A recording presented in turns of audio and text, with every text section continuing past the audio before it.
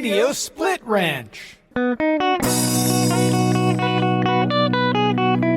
Hello and welcome once again to Radio Split Ranch, a monthly visit with the Capital Region's great broadcasters of the past and sometimes present.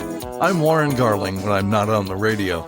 This month, we're going to learn about the Albany, New York, Altoona, Pennsylvania pipeline. Never heard of it?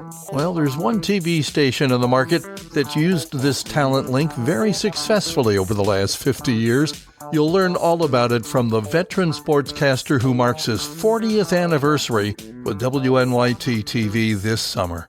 Enjoy my conversation with Roger Weiland. The guy on the phone with me in his car, because trying to find time to work with this guy is kind of tough because you read him in the mornings in the Times Union, you hear him middays on the radio, and then you watch him on TV in the afternoon and evening, and you're asking yourself, well, what does he do with his spare time? He gets in his car and he goes places. Roger Weiland, thank you for joining us. Hey, good morning, Warren. How are you today? I'm doing just fine. I just read your piece in the TU this morning. Oh, Beckham's coming back to the Giants, huh? Yeah, a little reunion with Odell. I don't think he'll be as flashy as he was, over a decade ago. But if he can make some plays, he'll help the Giants. Well, we do mature, most of us anyway. I don't know. The first 72 years of my childhood have been great so far. So, who knows? Anyway, so I think he's grown up a little bit. Let's hope so. He actually played for John Harbaugh in Baltimore, so Harbaugh knows. Yeah, there you go. All right, so let's have some fun here because everybody, as I say, reads you, listens to you, sees you, and knows you as a sports guy. How did that all start? You're a Pennsylvania boy, if I'm not mistaken. I am. I grew up in Altoona, and my career started with me, believe it or not, reading scripture in my church one morning. And when the service was over, the general manager of the local TV station in Altoona approached me, and I was 15 years old. And he said, I really like the way you read the scripture this morning. I like how you pronounced your words. You have a good voice. Would you ever be interested in a career in broadcasting? Wow. I said, whoa, yeah, sure. I would be interested, yes. Isn't that crazy? And you'd really never given that a thought prior to that? Not really, no, not at all. I mean, and he said, I said, well, what would that entail? And he said, what we do right now with you is you would write junior citizen editorials. We would proofread them, approve them, and you would go to the radio station and put your voice on cart back in those days. Yeah, and right. we play back editorials on Saturday morning. Isn't that crazy? Now that's a unique way to get into it. And I suppose if you'd been up there singing with the choir, you'd be like, Aretha Franklin. You'd turn into a huge music star, right? Oh, I guess so. Yeah. And then I just got the bug. I mean, I went and did the editorials, and then I just hung out at the radio station, and I ended up getting a part-time job and working in my hometown of the local station. That led to a job in TV, also in my hometown of Altoona, Pennsylvania. So where do the sports come in? I mean, when your first gig is writing these little editorials and such. Yeah. Once I got rolling with this, they asked me to be a board op. Okay. And I would go in and run the boards for Friday night high school football games. The station did play-by-play. I would be behind the scenes running the board, and they carried Pitt football on this station, and I would always run the board for Pitt football. And then they asked me if I wanted to do weekend sports, come in and get the sports together and record a 2-minute segment in sports, and they would play that back on the weekends. Wow. And I said, oh, that sounds great. And then, then I just got rolling with loving radio and loving doing sports. I played sports in Pennsylvania. I grew up playing baseball, football, and basketball. Okay, that's what will get my next question. So you had a little bit of a background. You knew, how the sports worked, and so it was just a natural fit. Yeah. Wow. Once again, Yeah. it's very interesting how, how you got into it compared to other stories that I've heard over the years, and I've heard them all, but good stuff. So you're in Altoona, Pennsylvania, and you say it worked toward TV. How did that happen? So I was doing radio, and there was a weekend sports job open at CBS affiliate, WTHA, and I had some contacts through radio with some TV people, and they said, "Well, why don't you come in and do an audition? We'll put you on camera, and you can write and read a sportscast on camera in the studio." Then, okay. So I went to the studio and I put a sportscast on tape, and the news director liked it and said, "You're hired Now, as our weekend sports anchor." And that was the end of that. how old were you at this time? Oh, I was probably 18, 19 years old. Wow. Now, what are the plans for college? Are you going to go off to school? What's going on? Yeah. So back in those days, I went to Penn State, but they had a branch campus, Penn State branch campus in Altoona. Ah, So I went there for 2 years and still lived at home and was able to work pretty much full time. nice. So that really worked out well. And then I moved up to State College for my final 2 years, and I was able to navigate through that with commuting back and forth. And I didn't want to give up the opportunity to gain all the experience that this business requires. Sure. So I was able to do both. Well, during my high school graduation party, I graduated Burnt Hills, and I'm sitting next to my boy. God, he had to be what old? He was in his 70s at the time. My Uncle Charlie, and I'm saying to him, I'm already in the business. I'd been in radio for a few months, and here I am going off to school. I really don't understand why I'm doing this. And he looked at me and he said, "Do it for your parents." I was the first one to go to college in my family. And he said, do it for your parents. You won't regret it. And I don't. It was the greatest, couple years in Boston, that I ever had. But interestingly, I almost, backed out. I thought, I'm in the business. Why get the education? Your education obviously has paid off for you. What did you major in when you were in school? So it was journalism broadcasting. Yeah. Okay. And I got into some play-by-play when I was at Penn State. I did some women's basketball games on PBS affiliate TV. So I don't know that I lived the college life per se of your normal college student, because I was so into working that I wasn't the fraternity brother or going out and partying a lot. Instead of doing all that, I went to work. Yeah. So, yeah. But I'm glad I took that back. Well, when I went to school, there were commuter students because it was in Boston. So a lot of the kids, not a lot, but a percentage of them, came in from home. They would just hop on the T and come to Kenmore Square and go to school. When I talk to them today, and I'm doing a whole series of interviews from my old college, they say their experiences are so different from the folks that lived in the dorms and stayed there at night, And so I can understand where yours wasn't the typical. Not the typical, but at the end of the day, it all worked out. I would say. So where does it go from here? You get through the 4 years of school, and what kind of opportunities are presenting themselves? I was working at Channel 10. I ended up becoming full-time there and becoming the sports director. Wow. Of WTHA. And I worked there as the sports director for 7 years at that station. Wow. Total.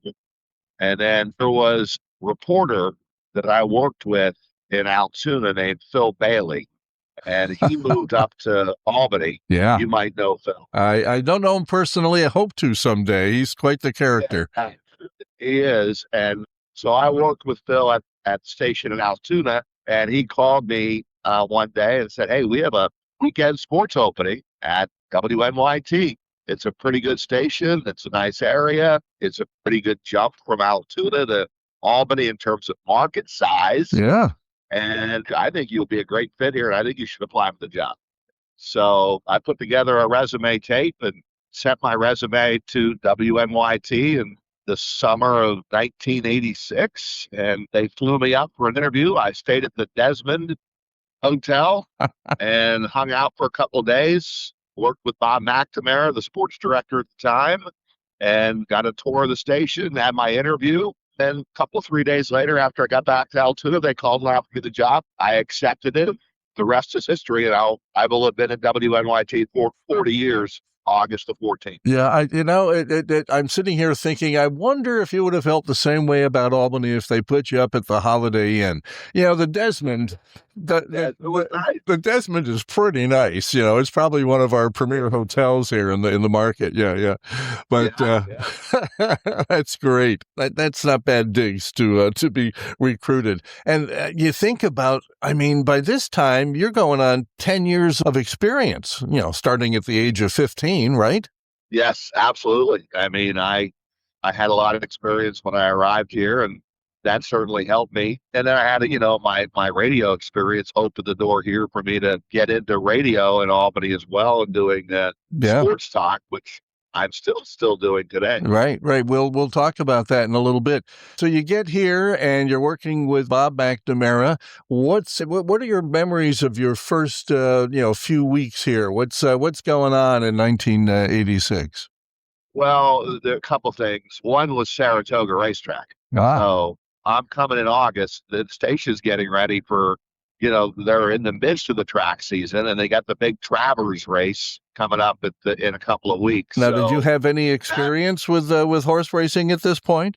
None. I knew zero. Yeah, I would run highlights of the Kentucky Derby. Other than that, I was not, I didn't know much about horse racing. But I quickly learned about horse racing because the first sportscast that I ever did at WNYT was from the Racecourse Press Box. Oh, geez. That was my first time on the air. It was Travers Saturday, 1986. You've got to be, shaking in your shoes. You've got the experience that it takes to do what you're going to do, but to not have a lot of background in horse racing, and this is the end all and be all in August here. What's going on through your head? What are you thinking? Honestly, I was frightened, and that would be putting it mildly. And we pulled into the grounds on Travers Saturday with my photographer, and there's 40,000 people there. And I'm like, oh my goodness. So we went to the press box, and the only way I was getting through this sportscast was to get a guest who actually knew horse racing and could help me through my very first show. So Ed Louie and Associates, they still do a lot with track. Yeah, great PR company. Yep. Great PR company. And I said to Mr. Louie, I'm going to need some help. He said, I'm going to take you in the press box, and we're going to introduce you to John Creechy. And John was the horse racing writer, columnist for New York Newsday. Nice. And I still talk to him today. He still does work with WNYT today. Nice. But I pulled him out of the press box, and he was live with me on the air and guided me through my first show. Wow. Well, but it's good thinking. Again, you're making friends and you're getting help from folks that know the business and both sides. Ed Louie knew horse racing, but also obviously marketing and public relations and all that stuff. So good guy to hook up with, both of them. Very nicely done. And so it goes from there. What are some of your early memories there? Now you're just doing the weekend anchoring. So what are you doing during the week? I'm reporting. We're doing feature stories. Okay. I was a weekday reporter. My 2 days off were middle of the week, Wednesday and Thursday. So I worked Friday through Tuesday, and I anchored on the weekends. And I had 3 days to go out and report, cover stories. Back in the late 80s, it was the Albany Patroons. Oh, yeah. They were the big story around here. Absolutely. Yeah. Phil Jackson was the head coach, then Bill Musselman, and then George Carl. And I spent a lot of time at the Washington Avenue Armory, to be honest with you. Yeah. Then we covered hockey with the River Rats in downtown Albany. And then, introduced to the colleges. Siena just started to come on strong back in the late 80s. That's when Mike Dean was coaching, and they upset Stanford in the first round of the NCAA tournament. That's right. I remember that. That was in 1988, 89, and I covered that game. I was in Greensboro, North Carolina for that one. So,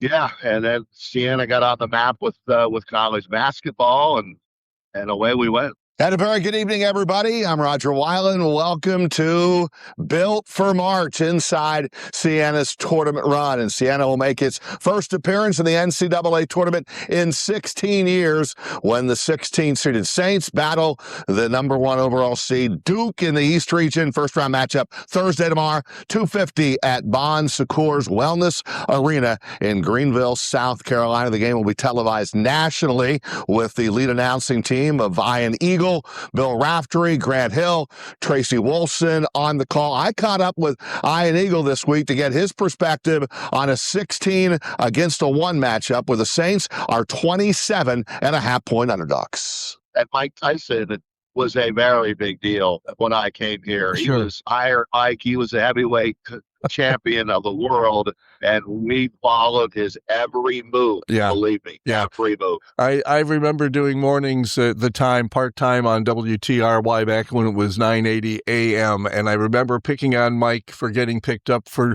driving too fast on Central Avenue a few times and stuff like that. So those things stick in my head for sure. He was quite the star, and kind of put Albany on the map in that way.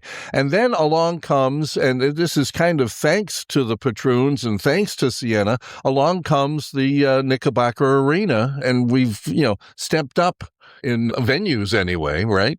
Oh, for sure. Yeah, I mean, a lot of great events coming through Knickerbocker Arena and then the Pepsi Arena. And the biggest one would be, covering Syracuse coming through in the regionals with Jerry McNamara as the point guard. And if you remember that year, which was, I want to say, 2002, Craig Forth from East Greenbush and Columbia High School was the starting center, played and started every game for Jim Boeheim, and they went on to win their first and only national championship, and they came to Albany to do it. There you go. Great memories for sure. Yeah. Now, along the way here, we have an interesting connection. I had mentioned a few moments ago I went to school in Boston, and there was a gentleman that was in my class I only found out about later. We did not know each other in college, by the name of Brandon Brooks. Now, folks might remember Brandon. Yeah. They might remember him from a stint at 13. Tell me how all that came about. Well, he worked with us in Altoona. He's another Altoona connection. Yeah. I called him and said, hey, there's an opening here in Albany. Why don't you move to Albany? And he did. So we ended up getting Brandon Brooks here for a few years. And I know you've had him on your podcast. Yeah, I had him on the Graham podcast that I do, and it was great catching up with him. Turns out he only lived a few blocks from where I was living at the time, and just a nice guy, and he did a great job while he was here. And I got to see him at one of our reunions as well. He was a news hound. Brandon Brooks is very, very strong news background and worked in radio in Philadelphia. So, and I still keep in touch with Brandon Brooks, but there's a lot of great memories from my time here, and probably covering the Giants winning a Super Bowl is probably at the top of the list. It's fun going to 2 Super Bowls. Well, Roger, you and I actually met under very different circumstances. It's not often that I have a house for sale, and it's even stranger to have a person I recognize come through the door to look at the house, and then even stranger than that you bought it. But heck, do you remember 90? I think it's 92, wasn't it, when you moved to the? Yeah. And we sold you our house, and I do remember you saying that you were interested in getting a radio gig in addition to what you were doing, on TV to kind of help make ends meet. And of course, you had 2 young kids then, and so pick it up from there. So by 92, are you still part time, or or I shouldn't say part time, but weekend anchor, or did it grow? So you know what? By 92, I'm the 11 p.m. anchor now. Ah, okay. So I got a little bit of a promotion with getting off the weekends and going Monday through Friday 11s. Yeah, that was a pretty nice promotion after I'd been the weekend anchor for X amount of years and working weekends. I got moved to the 11 o'clock news because McNamara at the time wanted to cut back. Well, sure. And he wanted to just do the 6 o'clock news and not have to worry about the late news. Yeah. And so they added a third sports person back in those days, we had a number of them that we ended up going through, but we end up with 3 in the sports department, and I got promoted to the 11 o'clock anchor. And not too shabby. And that's obviously you're still a second in line here to the throne, if you will. When Bob finally does retire, when did that actually happen? I want to say late 90s, Okay, early 2000s. okay. He had a little bit of a health issue. He was cutting back at the time, and then he just decided to retire. Yeah. And then he did eventually pass away, but after a incredible run at the station. Yes, and in this market, Mac was the king. Yep. When I came to town, it was a pleasure working with him and getting to know him for all those years. I learned a lot from Bob McNamara, so I owe a lot to him. But he prepared me well to step in when he had enough. And what are your thoughts when all of a sudden now you're in charge of a couple of people, and that had to? I know when I became program director after being just a disc jockey, I started wearing a tie. I figured that was going to make they were now going to respect me. It didn't work, but I gave it a shot. So what was your transition like? Well, it was pretty simple, to be honest with you. I was doing so much anyway, and Mac, had cut back to just coming in and doing the early news. So I'd been here long enough to know what to cover, how we do things, the importance of Saratoga. The biggest thing was I was handed the keys to our News Channel 13 All-Star basketball team. Ooh. And, that's still going on today. Yeah. So we're about 50 years into that very popular thing that we do with high school basketball. We pick our team of all-star scouts comprised of former players, former coaches, basketball junkies. They were with Mac for all those years.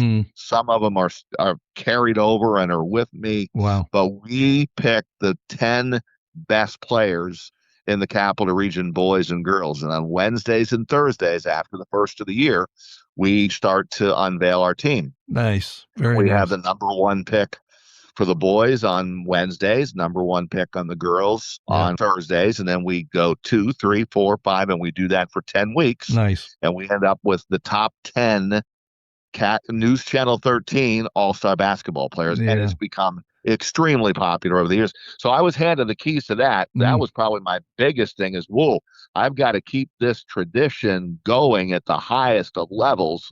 And fortunately, we've been able to do that, and it's going as strong as ever today. Yeah, that's a great tradition. And I'm not just saying this because I'm interviewing you today and somebody else from another station tomorrow. News Channel 13's been my go-to for pretty much all my adult life. I mean, I just believe in you guys and the staff that you've always had, news and sports wise. So, you're the only one that we watch locally. Just don't tell anybody, okay?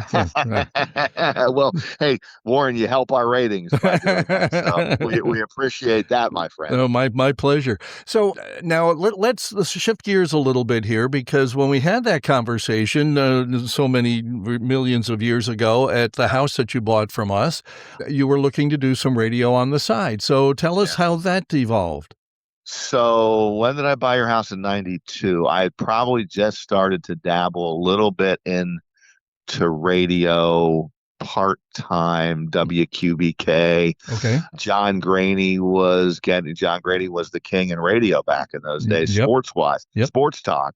And he was kind of moving in a different direction as well, maybe moving out of the area. So QBK called Channel 13 and said, can we use Rodger? And they had to ask permission because his show that was in the evening, like 6:30 to 8 o'clock or 8:30. And so that was on my TV time. So we were able to work that out. And that's how I started doing radio here in the Capital Region. And I've been doing it ever since. Obviously not at that station. Right. I was at PTR for a while. And then I was at iHeart Fox Sports, 980 AM for, I don't know, 20 years.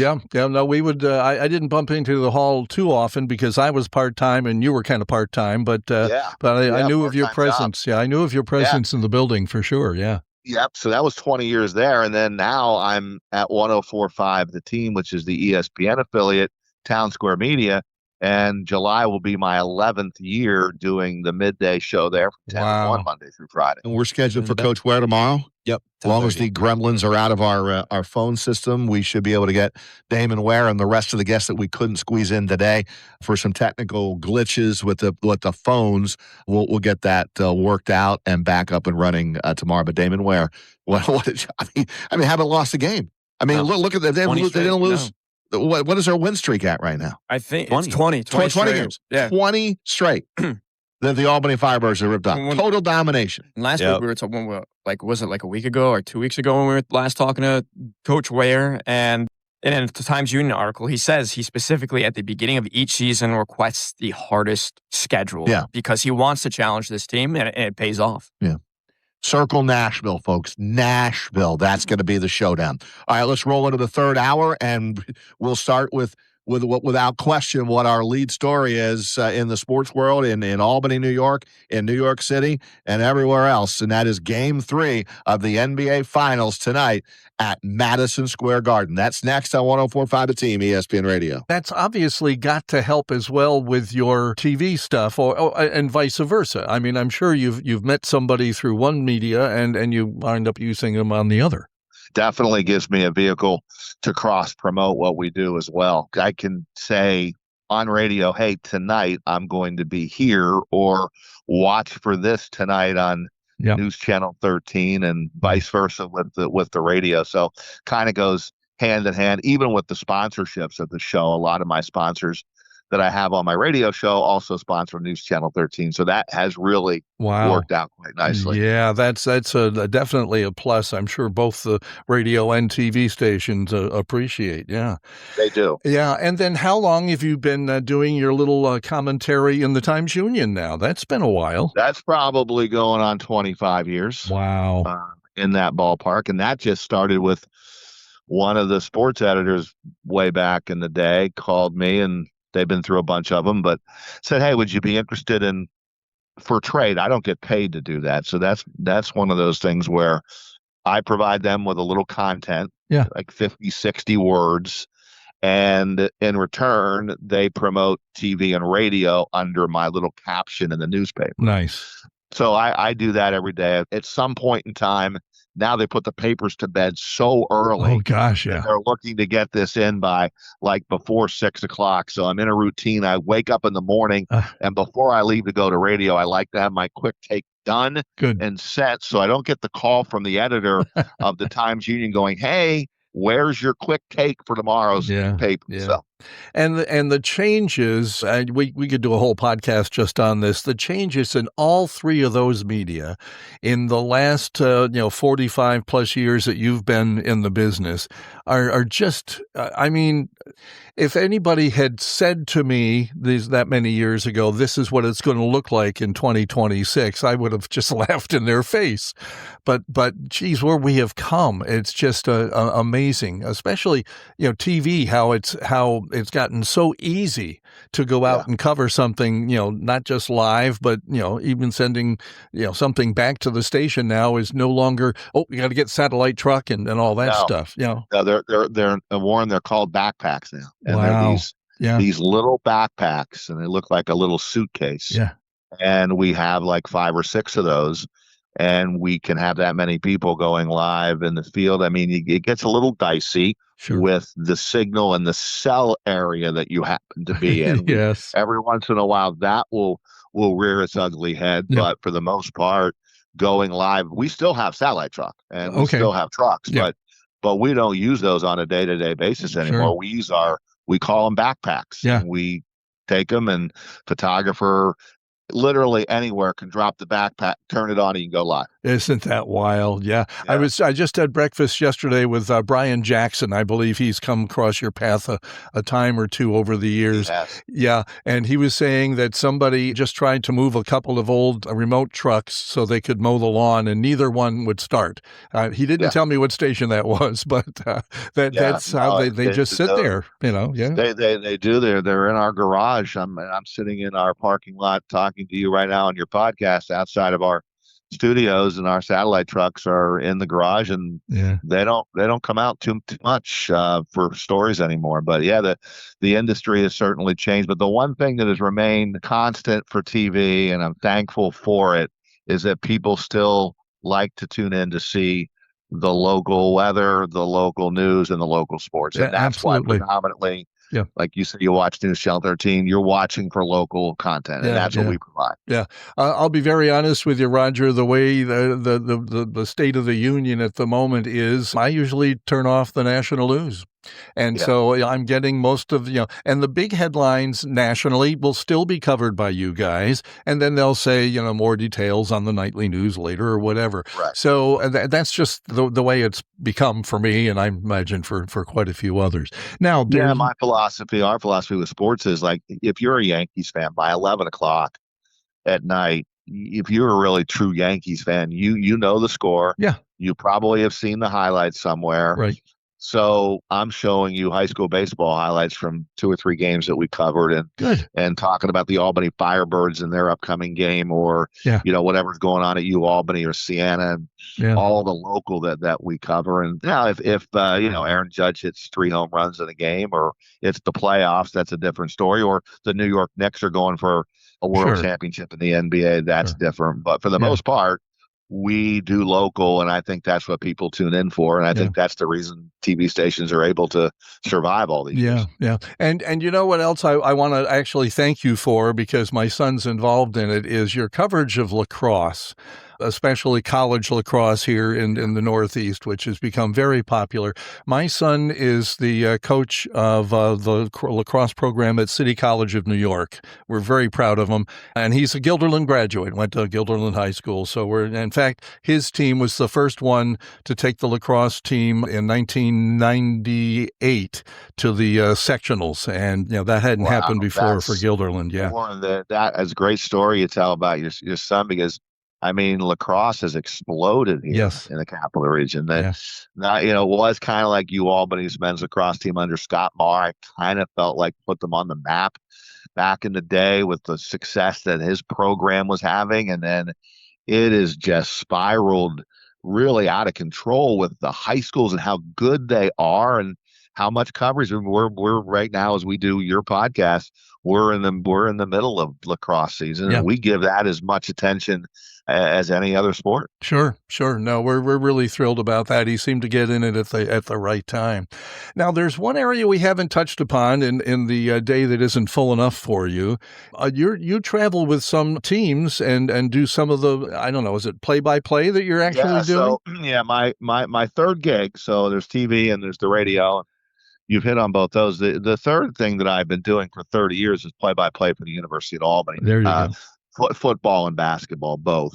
Wow. So this is actually year 31 for me when the football season starts in the fall. I started doing UAlbany basketball when, we'll say, late, great Richard Doc Sowers, who recently passed here a week or so ago at the age of 96. I was doing play-by-play for Doc's teams, back in the 90s when they were a Division III school. Yeah. And then they went to Division II and Division I, and I've been to 5 NCAA tournaments under Will Brown, who coached there for 20 years, and then the football program under the legendary Bob Ford, who coached there for 44 years. I got to call his games and see them go into a bigger conference in the CAA and build a brand new stadium on the campus called Casey Stadium. That's beautiful and well done. And so play-by-play is my third gig that's been happening for me for the last 30 years. Well, again, as we started out the conversation, what do you do with your spare time, Roger?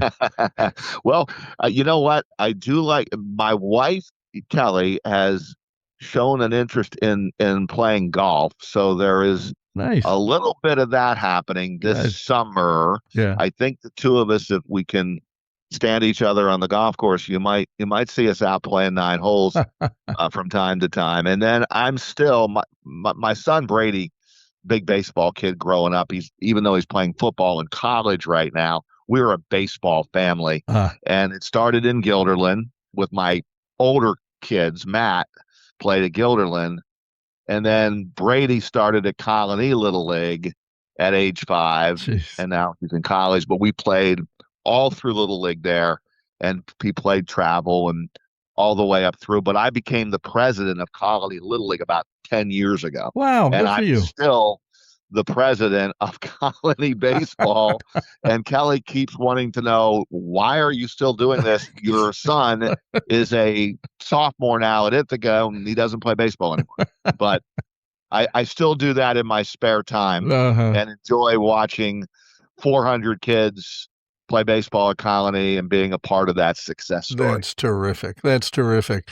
And obviously, when I asked you what you do in your spare time, everything was sports that you mentioned to me. You don't stamp collect or anything like that? No, I really am. I've got the sports, blinders on 24/7. I do enjoy my pool in my backyard in the summertime. Good. We have a beautiful pool. And that's open now, it's got a heater. Nice. And if I have weekends free, we're usually out in the backyard near the pool. Good for you. And enjoying that. So I don't watch sports 24/7, but when you're on the radio every morning for 3 hours, it's hard not to know what's going on unless you're actually paying attention to it, or if you're writing a quick take for the newspaper every single day, Monday through Friday. That's true. You really have to be all in. In. That's true. I really hadn't thought about it that way, but you do when you think about it. Yeah. So I always found it funny when I did mornings on the radio. I'd get home after 4 hours of reading the weather forecast twice every hour, and my wife would say, "What's the weather going to be today?" I don't know. I just read the forecast. I don't listen to it. Yeah. Now, it's been a great run here. And I mean, people ask me all the time, so what would you say the highlight of your career in Albany is? There's a lot of them, but I mean, to cover the Giants in 3 Super Bowls and to cover them winning 2 of those 3 against the New England Patriots and Tom Brady and Eli Manning being MVP. In the Phoenix one, we were in Glendale, Arizona, I think it was 2007. And then I covered them in Indianapolis in 2011, 2012 when they beat New England again.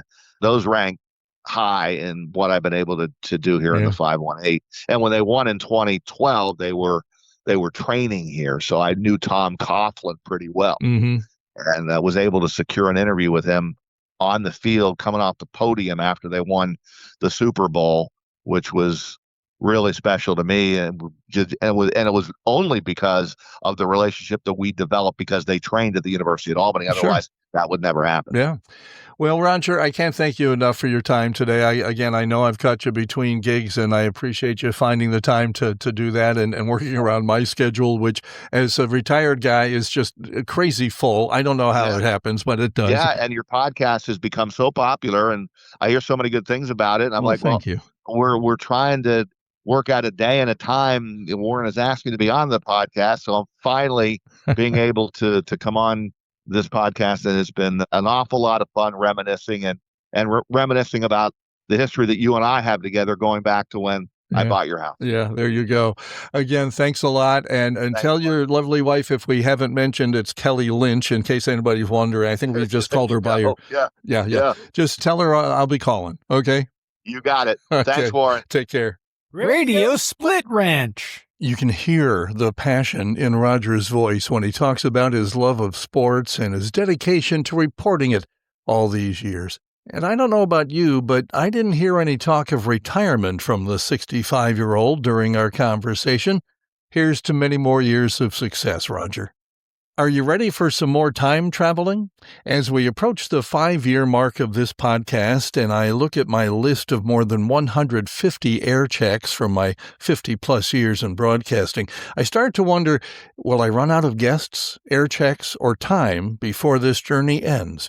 This month, we're tripping 3 decades back in time to a Saturday morning in May of 1996 on a station that was in the headlines again this month for another personnel change, this time marking the end of local talent on the morning show on WRVE The River.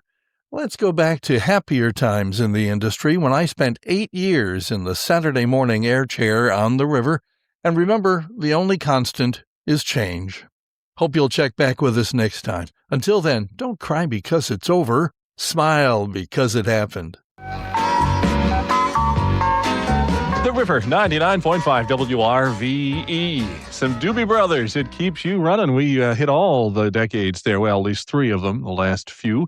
They're from, of course, 1976. It keeps you running. Elton John from back in the late 80s, Healin' Hands.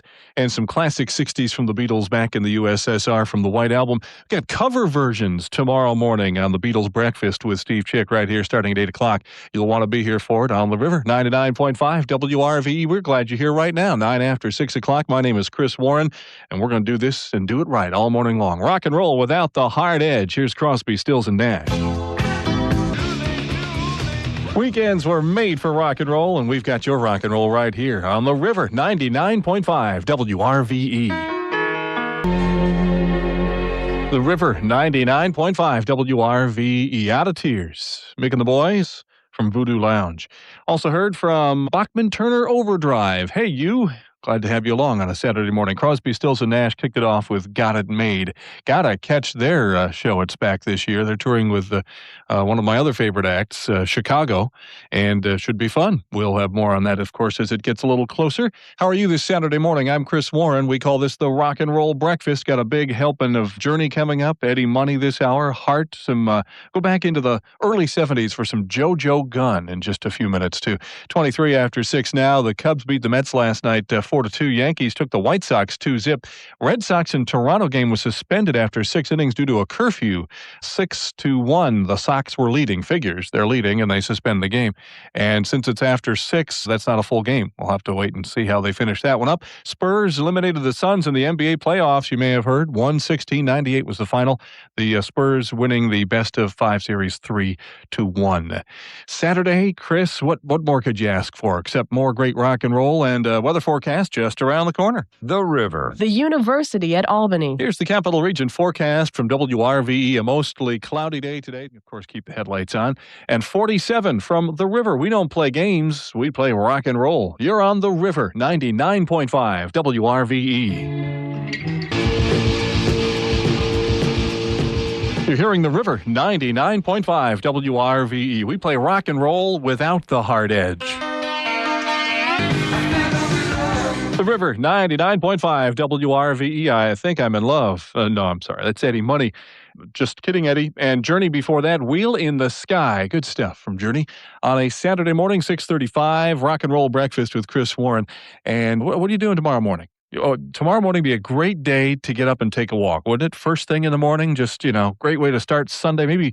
Maybe start your exercise regimen. I've got a way that you can do it and have some fun and help people at the same time. You can take a walk to help feed the Capital District's hungry. We call it the Crop Walk for the Hungry, and it happens tomorrow morning in Schenectady starting from J and State Streets, and registration begins at 12:30. The walk begins at 1:15 tomorrow. So, you can sleep in a little anyway, and you can walk and at the same time help refill the Capital Region food pantries. It's another River Cares event, and we can give you some more information on that by calling us right here at 1-800-995 WRVE. Standing by, some JoJo Gunn. I got Heart next. Kevin West. Back to the rock and roll without the hard edge from the River, 99.5 WRVE.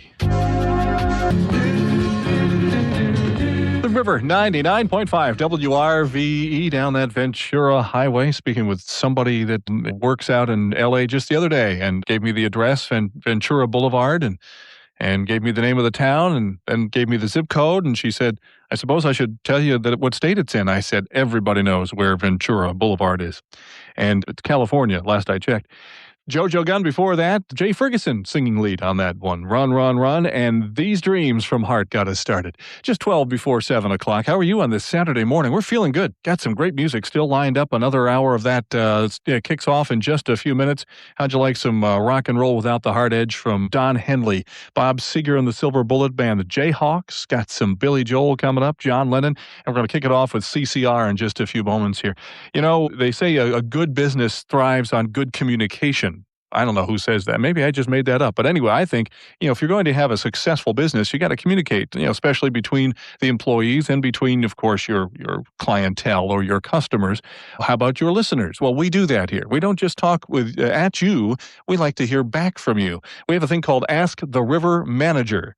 And it's this guy that sits in a room all by himself and talks to you on the phone for an hour on Thursday mornings. Actually, his name is Randy McCartan. He's our afternoon guy here, and he's also our operations manager. Yeah, 2 hats. You should see him. Walks around with these 2 hats on all the time.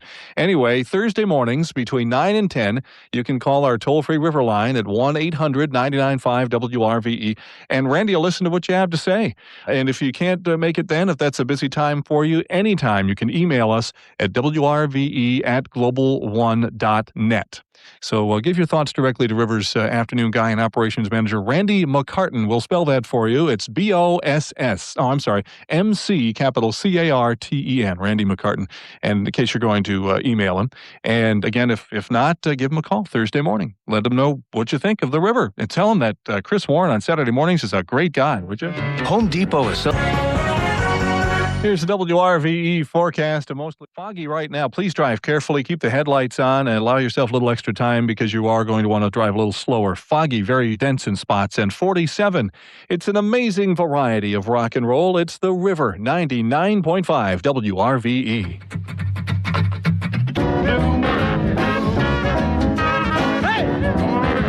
The River 99.5 WRVE. Some Van Morrison, Blue Money. Also heard from John Lennon and Just Like Starting Over. Before that, Creedence Clearwater Revival. Looking out my back door, I see a lot of fog. Please drive carefully. 47 foggy this hour from the river.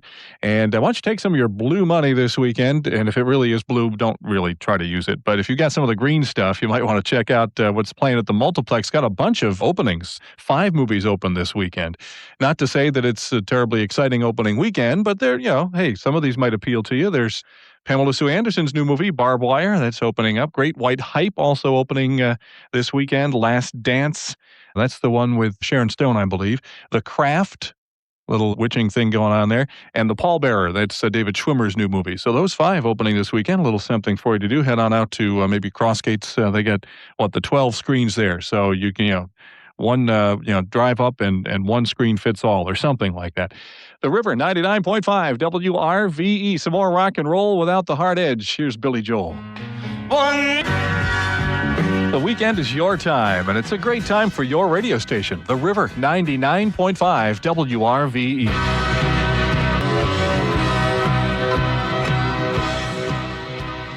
The River, 99.5 WRVE, I'd Run Away. There's some great stuff from Jayhawks. Like that sound. Before that, the Rod Stewart, I'll Be All Right. First Cut is the Deepest. He's going to be down at Madison Square Garden the end of the month. We can give you details on that, of course, on the River line, 1-800-995 WRVE. And Billy Joel before that, A Matter of Trust. Let's not stop. Let's keep the rock coming at you. Rock and roll without the hard edge. Here's Bob Welch.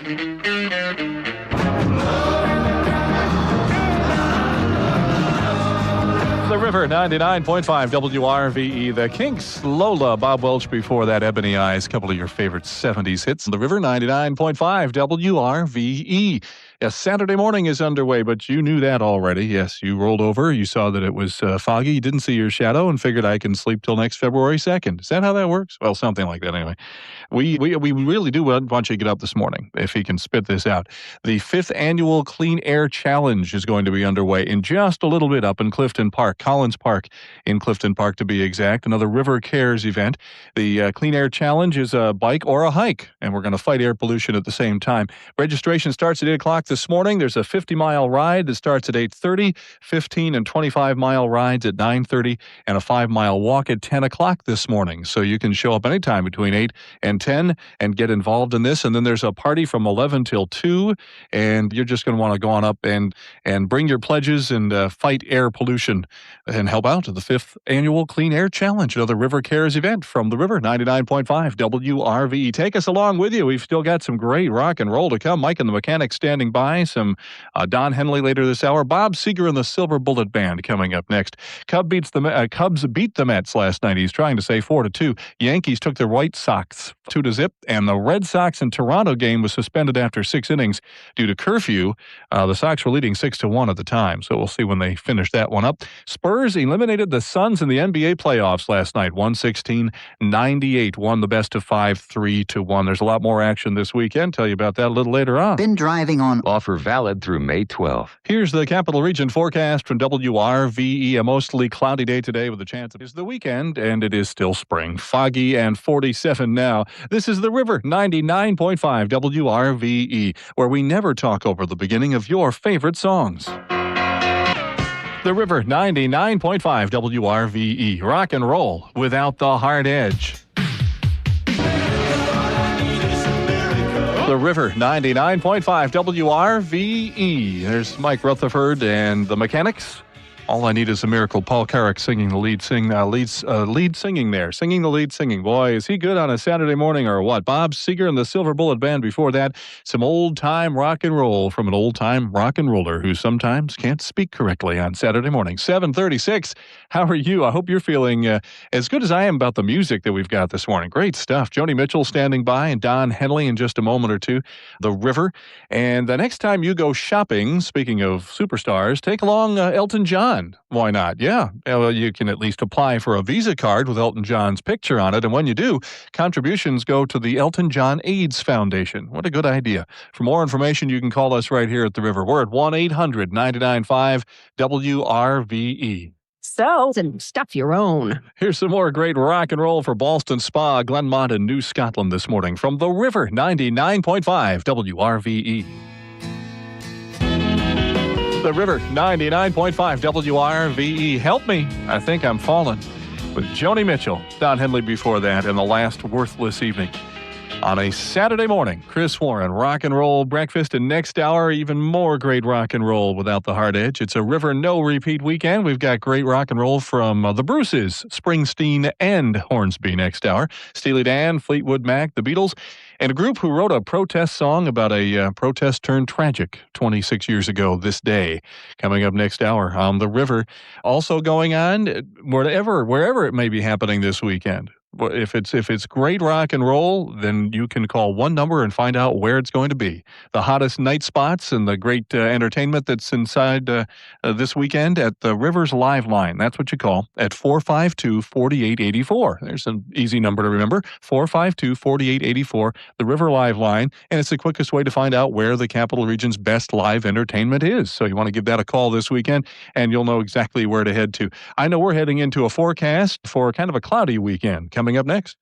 And see the winning numbers as they come up. Here's the WRVE forecast. A mostly cloudy Saturday with a chance. Right now, please drive carefully. Keep the lights on for safety. And 47 from The River. It's rock and roll for grown-ups. We call it The River. 99.5 WRVE.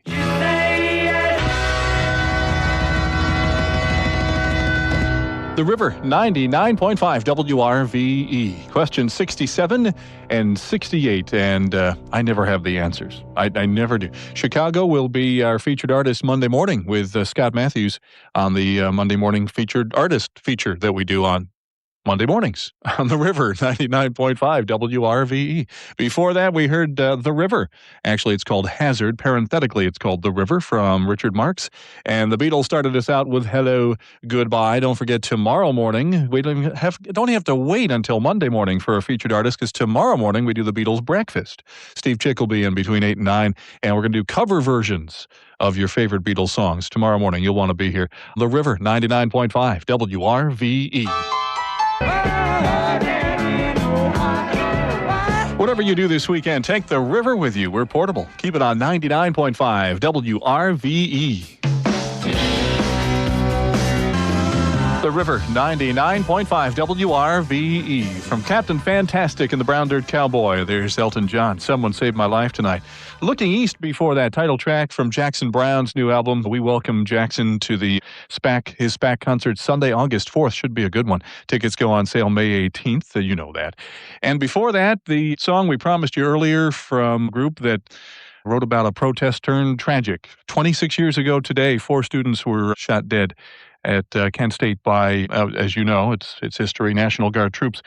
One of those events where you remember where you were when you heard it. I was a senior in high school. We were practicing our school play, and backstage someone turned on the TV at 6 o'clock for the news, and it was the lead story, obviously, and all over the place.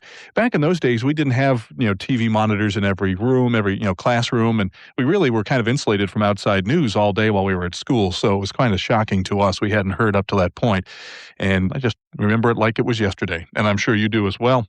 Hard to believe sometimes we live through those events, isn't it? A Saturday morning with Chris. Cubs beat the Mets last night 4-2. Yankees beat the White Sox 2-0. Red Sox in Toronto got through 6 innings, then hit a curfew and had to stop. So it's not an official game. I guess it'll be finished later. 6-1 was the score with the Red Sox leading. Hey, they need that win. Help them out here. Spurs eliminated the Suns in the NBA playoffs last night, beating them 116-98. Won the best of 5, 3-1. We still have some great rock and roll coming up this morning. Both Bruces still, Bruce Springsteen and Bruce Hornsby. And Steely Dan coming up next right after we check the weather, which is moments away. Hi, this is The University at Albany. Here's the Capital Region forecast from WRVE. A little foggy. Drive carefully. Keep the lights on for safety. 48 from the river. 99.5 WRVE, where every day is a no-repeat day. The river. 99.5 WRVE. Rock and roll without the hard edge.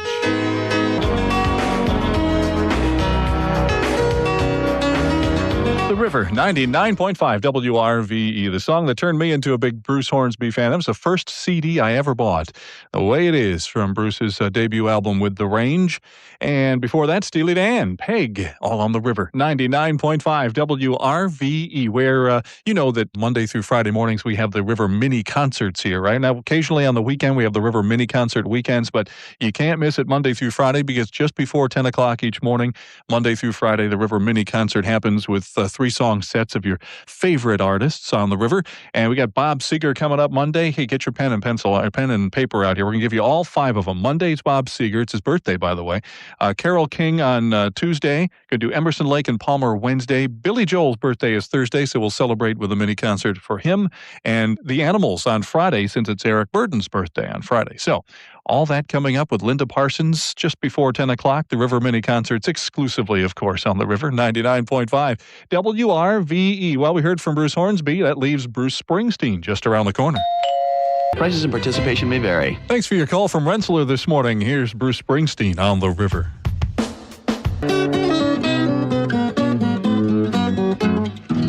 The River, 99.5 WRVE. Classic, yes, that's Roundabout. Bruce Springsteen before that, and his Academy Award-winning song, Streets of Philadelphia. Let's see if we can lift this fog with some more great rock and roll without the hard edge next hour. What do you think? We'll get real hot with Steve Perry, Gin Blossoms, let's see, the Stones, Sting, and we got the group with the biggest selling debut album in rock and roll history coming up next hour as well. All on the River. And would you like to take a walk and at the same time go take a walk and feed the Capital District's hungry? Now, that's not a bad idea. You get some exercise, and out of the deal also help out the Crop Walk for the Hungry. It happens tomorrow in Schenectady, starting from J and State Streets. Around 12:30 or so, you can register, and the walk begins about 1:15. And I can give you some more information here because it's another River Cares event. We're involved in this. We want you to help and refill the Capital Region's food pantries. So why don't you join us? Give me a call, 1-800-995-WRVE. I'll give you all the details, and you can be helping out tomorrow. Sound good? All right. Got the forecast. Let you know what tomorrow's walking weather will be like shortly. Who makes all 452-4884? Here's the WRVE forecast for the Huggy now. Still, please drive carefully. Allow a little extra room and a little extra time this morning. 48 from the River. It's your favorite rock and roll without all the hype. It's the River, 99.5 WRVE. The River, 99.5 WRVE. Cars, let's go. All right. Sting before that. Love is the 7th Wave. He's on tour, of course, this summer and heading to SPAC on July 14th. I'll be in the crowd with any luck. Don't forget we have the rest of the interview that we started last Sunday with Sting coming up tomorrow evening, at 9 o'clock. Yeah, part 2 of Sting Up Close. You'll hear an hour of the music and thoughts of Sting from his old days with the Police right through his new solo CD. Tomorrow night, 9 o'clock, right here on the River, 99.5 WRVE, but you knew that. Bob Dylan before that, Just Like a Woman to get us started. Let's not stop. Stones roll on the River. Turn up your radio. It's the weekend. A great time for rock and roll on the River 99.5 WRVE. The River 99.5 WRVE. Great sound. Like that. Soul Asylum out of Minneapolis and Misery from Let Your Dim Light Shine. Sounds like my life story. Before that, some great stuff from the James Gang. Thanks for your call from Lake George. Like the James Gang, we played Walk Away. Also heard from the Stones and Love is Strong from Voodoo Lounge. 9:22 on a Saturday. And of course, we appreciate your calls. Amsterdam and Nassau, thank you for your calls this morning. We should mention when you call in and you make your comments, obviously we write them down. We keep them here and we pass them along, of course, to the people that can make changes and make decisions and want to hear your negatives and positives, of course, about the river. But there is a time that you can do it and talk to the man. From 9 to 10 o'clock on Thursday mornings, you can call 1-800-995-WRVE and talk to our operations manager and afternoon nice guy, Randy McCartan, and or email him anytime at WRVE@globalone.net. You can do that, of course, anytime. But Thursday mornings, if you get a chance, between 9 and 10, call Randy and give him your thoughts. He's always willing to listen. And, hey, we've even made some changes along the way. Like tomorrow night's Sunday CD. Remember that used to be at 11 o'clock? Some folks called up and said, that's awful late. I have to get up the next morning. So we've moved that to 10 o'clock. And tomorrow night at 10, Hootie and the Blowfish, Fairweather Johnson. You'll want to be here for that. On the River, 99.5 WRVE. You'll also want to stick around for some Steve Perry later this hour. Gin Blossoms coming up. And Boston's next on the River. Or call 463-3141. Well, it's the first Saturday in May, so it's Kentucky Derby Day, the high in the 70s with a chance of thunderstorm at post time this afternoon down in Louisville. Favorite Unbridled Passion is on the outside position, number 19 of 19 horses. Should be interesting. A little closer to home, here's the Capital Region forecast from WRVE. Mostly cloudy now still. It's starting to lift in some areas, but please drive carefully. And 48, you're on the River, 99.5 WRVE, a different kind of radio station. Different is good. The River, 99.5 WRVE. Rock and roll without the hard edge. The River, 99.5 WRVE. Gin Blossoms, Until I Fall Away. I don't know what took me so long, but I finally bought that CD yesterday. And so far, I like what I hear. A lot of good stuff on it, including that one, Until I Fall Away. New Miserable Experience. Also heard from the biggest selling debut album of all time in rock and roll anyway. Boston's Peace of Mind from their debut album back in what was year was it? 76, I believe, right? And early 77. The album was done, and a lot of years had been spent on making it just right, and it was so good that Epic Records, the label that finally accepted it, a lot of rejections before Epic said they'll release it, they wanted to see some proof that they could duplicate this stuff in person. I mean, it just sounded so good on the demos, and they didn't accept it until they put together some bodies in a rehearsal hall in Cambridge, Massachusetts, and somebody from Epic actually came and saw the band and said, yeah, okay, we'll sign you up. And the album sold just a few copies, like 15 million. Not too shabby. Debut from Boston. Still to come, some doobies in just a few, and you'll want to stick around for that. And Scott Matthews is in this morning. Oh, we are treated between 10 and 3 today. He'll be around in just a few minutes. A brand new Corvette or $25,000 in cash. Sounds good. Could be yours. The Clifton Park YMCA is holding its annual Corvette raffle to benefit the YMCA youth and teen programs. That happens tomorrow, and tickets are still available. You can call us for more information right here. 1-800-995-WRVE. Ricky, have you thought about 1960 Central Avenue, Colony. Rock and roll without the hard edge on the river? Don't be foolish. Of course, here's Steve Perry.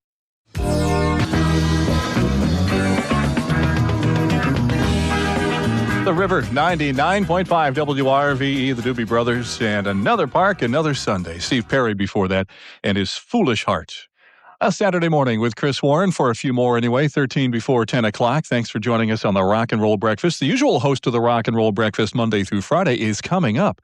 He slept in this morning, but he'll be here momentarily with some more great rock and roll. His name is Scott Matthews, in case you didn't know that. He's got Chicago, REO, the Badleys, David Crosby with Phil Collins, and even the Beatles coming up on the river.